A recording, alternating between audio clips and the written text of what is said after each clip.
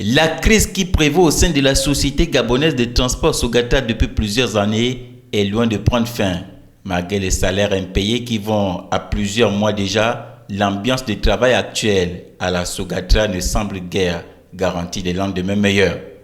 car le personnel syndiqué serait désormais traqué par la direction générale qui, à contribution des forces de l'ordre et des notes administratives, interdit les activités syndicales. Depuis le 21 juin que nous avions déclenché notre grève, les membres du SIATRA font l'objet d'un harcèlement professionnel avec des menaces de mort.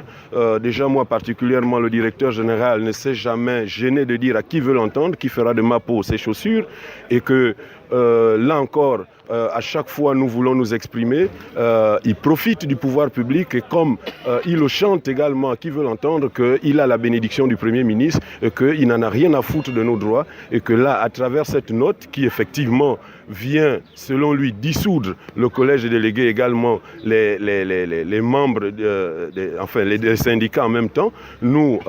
nous balançons du revers de la main ce genre de décision parce que le Gabon fait partie des pays membres de l'Organisation internationale du travail et à ce jour, le Gabon a ratifié 42 conventions et que nous estimons simplement qu'aujourd'hui, dans le monde professionnel, quelle que soit l'administration, elle devrait se conformer aux normes internationales du travail. Mais or, à la Sogatra, à travers cette note, ça démontre à suffisance la méconnaissance totale du droit du travail de la part de notre direction générale. Aujourd'hui, la Sogatra à l'agonie, les yeux des Gabonais seraient désormais braqués vers le ministre des Transports Justin Dunagoy qui lui avait annoncé l'arrivée de Transurb pour le mois d'août dernier. Ces promesses en vain devraient donner aux dirigeants de la Sogatra de l'énergie ou les moyens de sortie de cette crise pour le bien des Gabonais que le contraire aujourd'hui.